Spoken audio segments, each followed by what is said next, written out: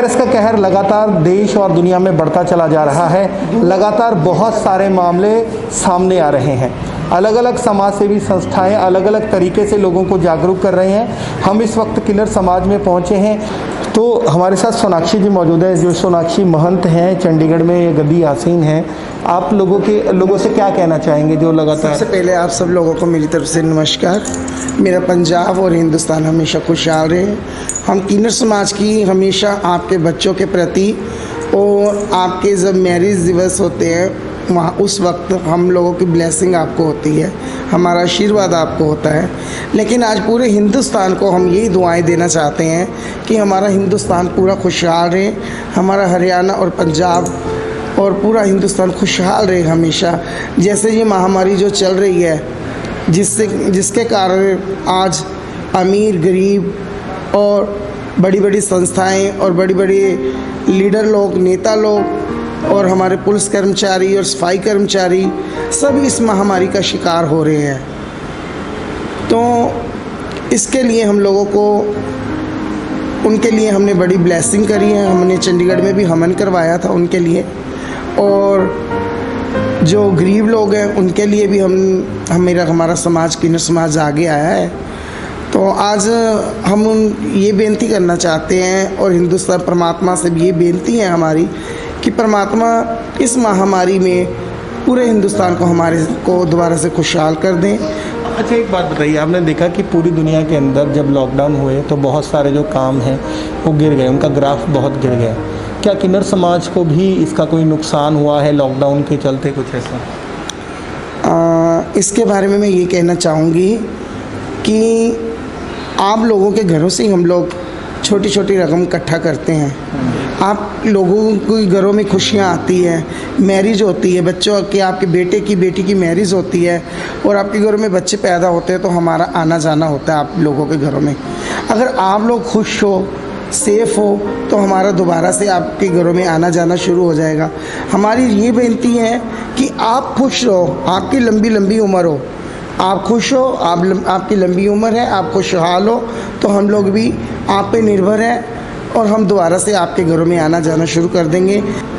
मैं एक बात पूछना चाहता हूँ। देखिए आप महंत हैं, आपके नीचे बहुत सारे चेले भी होंगे जो आपके साथ काम करते हैं। देखिए जब ये सारा लॉकडाउन हुआ या कुछ जो समस्याएं रोज़मर्रा की आ रही हैं, क्या आप लोगों को कुछ इस तरह का फेस करना पड़ा? मैंने कहीं जगह ऐसी तस्वीरें देखी जहाँ पर किन्नर समाज के लोग आगे आए और उन्होंने लोगों को राशन बांटा, लोगों की मदद करी।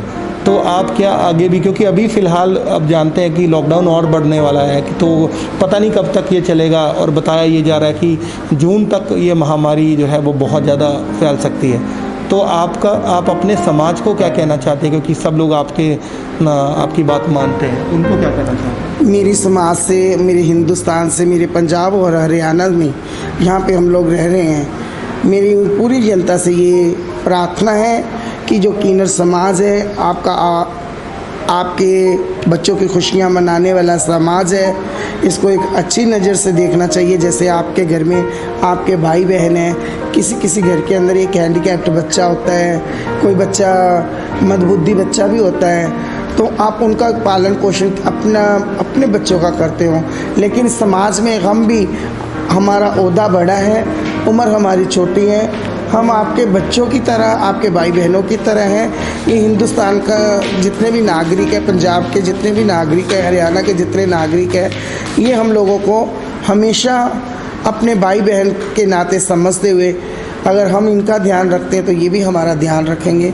मेरा हिंदुस्तान सोने की चिड़िया है और यहाँ पे फ़क्र फ़कीरों की ये धरती है। यहाँ पे किसी को भी निराशा नहीं मिलेगी और मेरे समाज की जो इज़्ज़त है वो ये हिंदुस्तान हमेशा करता रहेगा और मेरे समाज की इज्जत बनी हुई है। किन्नर समाज को एक संत समाज की तरह भी देखा जाता है भारत के अंदर, क्योंकि जैसे बहुत हमारे राइट्स भी हैं, जैसे थर्ड जेंडर को लेकर सुप्रीम कोर्ट में भी पिटीशन फाइल हुई, उसके बाद हक जो हैं वो बहाल किए गए हैं। लेकिन कई जगह ये देखने में आता है कि जो कुछ लोग हैं वो आजकल क्राइम में जोड़ के देखते हैं सभी किन्नरों को। क्या कुछ ऐसा है? क्या कुछ लोग हैं या कुछ समाज है? क्योंकि पटियाला के अंदर भी बहुत सारी ऐसी वारदातें पिछले दिनों में सामने आई थी। ऐसा है जी, मैं किसी शहर का नाम नहीं लेना चाहती, आजकल यूट्यूब खोलो तो आपको बहुत सी घटनाएं किन्नरों के बारे में देखने को मिलती है। ये वो लोग किन्नर हैं जो हमारे जैसे आप फैमिली मेम्बर्स हो, एक मंदिर की संस्था से हो, एक चर्च की संस्था से हो, उसके अंदर कुछ लोग जो होते हैं वो नहीं रहना चाहते, आपकी संस्था को नहीं अपनाना चाहते, अपनी आज़ादी चाहते हैं। तो इसी तरह हमारे समाज में भी, किन्नर समाज में भी कुछ लोग ऐसे हैं जो हमारी संस्था में नहीं रहना चाहते, गुरुओं का कहना नहीं मानना चाहते, बंदिश में नहीं रहना चाहते। वो लोग इधर उधर भटकते हैं। किन्नरों का जो एक रूपरेखा है वो इस तरीके से ख़राब हो चुकी है कि वो आज़ादी चाहते हैं, वो हमारे समाज को नहीं अपनाना चाहते। वो अपना स्टडी करना चाहते हैं, ब्यूटिशियन करना चाहते हैं और डांस करना चाहते हैं। तो ये हमारे समाज में एक जो हमारी गद्दी नशीन होते हैं, हमारे गुरुओं की जो गद्दी होती है, हमारे पुरखों की गद्दी होती है, इसको संभालना चाहिए और इसको विरासत को हम लोग संभाल सकते हैं। हम अपने गुरुओं के नक्शे कदम पे चलते हैं और उनका नाम आगे रोशन करते हैं। बाकी देशों की अगर बात की जाए, वहाँ पर जो थर्ड जेंडर होते हैं वो काम भी करते हैं, सरकारों ने उनके लिए बहुत सारी सुविधाएं बहाल भी की हुई हैं। भारत के अंदर जो है फ़िलहाल आपको पता है कि सुनने में आया कि कई थर्ड जेंडर लोगों को नौकरी भी लगी थी। क्या लगता है आपको जागरूकता की कमी है जिसकी वजह से बहुत सारे लोग, हमने देखा कि बहुत सारे लोग पढ़े लिखे भी हैं और अलग, जैसे आप भी बता रहे थे कि स्कूल्स में जाना चाहते हैं, इंजीनियरिंग करना चाहते हैं, क्या आपकी क्या सोच है उसके प्रति कि क्या करना चाहिए? ऐसा है, जो सरकार ने हमारे देश में जो कानून बनाए हैं उनमें ये है कि पहले हमारा पासपोर्ट नहीं बनता था, हमारे आईडी प्रूफ नहीं बनते थे। उसके लिए हमने एक संघर्ष लड़ा था। हम भी जैसे आउट ऑफ कंट्री जाना चाहते थे, घूमना चाहते थे। ये भगवान की बनाई इतनी सुंदर दुनिया को हम भी देखना चाहते थे। ये वो है।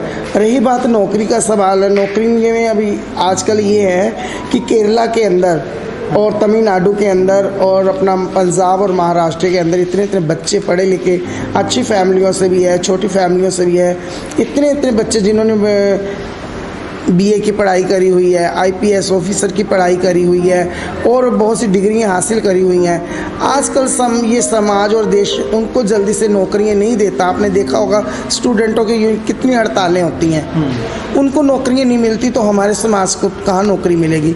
और हमारा जो समाज है, जो हम लोग किन्नर गद्दी नशीन है, हमें किसी नौकरी की ज़रूरत नहीं है। हम उस भगवान के बनाए हुए इंसान हैं जिस भगवान ने आप सब लोगों को बनाया हुआ है। ये हमारे कुछ पिछले कर्मों का हिसाब है, या फिर हमारी तकदीर, या फिर हमारी किस्मत है कि हम लोग इस समाज में आए हैं। देखिए, साइंस नहीं मानती इस बात को। वो कहती है कि थोड़ा सा जो है वो मिसमैच हो जाता है जिसकी वजह से ये सब होता है। लेकिन हम ये कहना चाहते हैं, हमारा ये कहना है कि जो हमारी सरकार का भी कहना है कि सबका ओहदा जो है वो समाज में बराबर होना चाहिए। क्या जैसे आप कह रहे हैं कि हमें नौकरी की ज़रूरत नहीं है, ठीक है, आपको नहीं होगी, हो सकता है कि आपके आसपास के लोगों की नहीं होगी, लेकिन बहुत सारे किन्नर समाज में ऐसे बहुत सारे लोग हैं। आपको नहीं लगता कि इस सोच की वजह से एक शब्द निकल के सामने आता है, नकली किन्नर? आजकल लोग सेक्स चेंज करवा रहे हैं इस काम के लिए कि लोगों के घर जाकर मांगो, बहुत ज़्यादा पैसा मिलता है। क्या आप इस बात से कितना इत्तेफाक रखते हो? लेकिन ऐसा है, इस बारे में मैं ये कहना चाहती हूँ कि जब किसी के घर में एक हैंडीकैप्ड बच्चा पैदा होता है, कई उसके माँ बाप उसको पाल लेते हैं, पढ़ा लेते हैं, सब कुछ करते हैं। अगर वो कुछ लोग होते हैं कि हमारे समाज में अपने बच्चों को छोड़ जाते हैं, बाकायदा उनके हमारे पास सर्टिफिकेट होते हैं, उनके माँ बाप के भी सर्टिफिकेट होते हैं, जो हमारे समाज में बच्चों को छोड़ जाते हैं। उन बच्चों को हम पढ़ा लिखा कर हम गुरु शिष्य वाली तामील देते हैं उनको हम लोग। तो उनको हम सिखाते हैं, हर ओहदे में लेके आते हैं जो हमारा ओहदा गुरुओं का होता है। तो वहाँ तक हम उनको गद्दी नशीन कर लेते हैं, वो गद्दी नशीन महंत बन जाते हैं। कुछ लोग ऐसे होते हैं, मैंने पहले भी आपको बताया, जो हमारे में रहना नहीं चाहते, आज़ादी चाहते हैं। जैसे आप लोगों में 10 जेंट्स हो या 10 लेडीज़ हो, उसमें कोई नशा बेचता है, कोई नशा करता है, कोई नशा खरीदता है, अलग अलग है ना। तो इसी तरह कुछ लोग किन्नर समाज में भी है जो हमारे में नहीं रहना पसंद करते। वो उनकी अपनी सोच है, वो जाना चाहते हैं, हम लोग उन्हें रोक नहीं सकते। जानवर होता है, उसको खूंटे से बांध दिया जाता है, लेकिन इंसान को बांध नहीं सकते। वो अगर मैंने भी आपको बताया, कुछ माँ बाप अपने दिल पे पत्थर रख के हमको अपना बच्चा सौंप जाते हैं, वो बहुत बड़ा एक बलिदान होता है। और कुछ के माँ बाप है जो अपने बच्चों को, जैसे आपने बोला कि सड़कों पे नकली क्लीनर दिखते हैं, या हिजड़ों का बेस बदल के लोगों से पैसा ऐंठते हैं, या अपना गलत काम करते हैं, शारीरिक संबंध बना लेते हैं, सड़कों पे होते हैं, ट्रेनों में होते हैं। और जैसे कि आजकल कई आवारा जानवर घूमते हैं, ऐसे हमारे क्लीनर लोग भी घूम रहे हैं आवारा, जो डेरों में नहीं रहना चाहते। आप अगर उसके बारे में बात करते हैं तो उनके बारे में मैं ये कहना चाहूँगी कि उनके माँ बाप, जब बच्चा बड़ा होता है, छोटे छोटे से बड़ा होता है बच्चा, तो उनके माँ बाप को पता होता है कि हमारे बच्चे में ये लक्षण है, ऐसी ऐसी उसके अंदर चेंजेस है, बॉयज़ के चेंजेस है, या लड़की के चेंजेस है, फीमेल है या मेल है, जो चेंजेस है, तो उनके माँ बाप को ये जिम्मेवारियाँ लेनी चाहिए कि हमारे बच्चे में कोई ऐसे गुण है कि हम अपने बच्चे को बाहर ना निकालें। अगर निकालना है तो उनको अच्छे से स्टडी करवाएं, स्टडी करवा के उसके माँ बाप का फ़र्ज़ बनता है कि वो अपने बच्चों को नौकरी दिलवाएं, किसी कंपनी में, किसी फैक्ट्री में, किसी शॉप में, या कहीं भी। जो माँ बाप हमें बच्चा अपना नहीं देना चाहते, लेकिन वो जो लोग हैं वो अपने माँ बाप की भी इज्जत नहीं करते, अपने माँ बाप के घरों से भी निकल जाते हैं। जैसे आजकल कोई स्मैक पीता है या नशा कर रहा है, हमारे पंजाब में कितना नशा चल रहा है, कितने घर बर्बाद हो चुके हैं आज तक, कितने माँओं के लाल चले गए हैं नशे में। तो इसी प्रकार वो लोग हैं जो हमारे समाज में नहीं आना चाहते। अगर वो हमारे समाज में आते हैं, हम उनको अपनाते हैं, प्यार से हम अपना उनको बच्चा मान लेते हैं, अपना शिष्य, अपना चेला मान लेते हैं, लेकिन फिर भी वो नहीं आना चाहते, तो वो आज़ादी चाहते हैं। तो ये मैं एक लास्ट में बस एक बात पूछना चाहता हूँ कि आप क्या मैसेज देंगे लोगों को इस कोरोना वायरस में, या कोई प्रार्थना करना चाहेंगे, उन लोगों को दुआ देना चाहेंगे? क्योंकि अमेरिका के अंदर आज राष्ट्रपति ने यह बोला है कि चर्चिज़ को खोल दो, क्योंकि वहाँ पर हमें दुआ की बहुत ज़रूरत है। प्रेयर की ज़रूरत है, इसी तरह हमें भी प्रेयर की ज़रूरत है। अभी अपना वहाँ के डोनाल्ड ट्रंप, हाँ, उन्होंने अभी अपना वहाँ पे अपना हरिओम का और शंकर भगवान का भी हवन करवाया उन्होंने वहाँ पे। इसलिए मेरी ये पूरे हिंदुस्तान से एक अपील भी है और बेनती भी है कि ये महामारी अगर कोई जन्म लेती है तो उसको ख़त्म करने का ज़रिया सिर्फ आज की डेट में भगवान है। जो चर्च के पादरी हैं वो वहाँ पे प्रार्थना करें कि ये कोरोना महामारी जल्दी से चली जाए। गुरुद्वारा में गुरुद्वारा साहब के लोग जो भी अपना ग्रंथ साहब के आगे खड़े होकर शीश झुकाकर उनसे प्रार्थना करें, और हिंदू धर्म के लोग हैं मंदिर में भी प्रार्थना करें, क्योंकि कहते हैं कि भगवान से बड़ी कोई चीज़ नहीं होती। अगर ये महामारी आर्टिफिशियल है कि किसी ने कोरोना वायरस को बना के छोड़ा गया है, तो भी उस परमात्मा के ज़रिए ख़त्म हो जाएगी। अगर ये ओरिजिनल कोई ऐसा वायरस है जो अचानक पैदा हुआ है, तो भी भगवान की ही दया से ये जाएगा।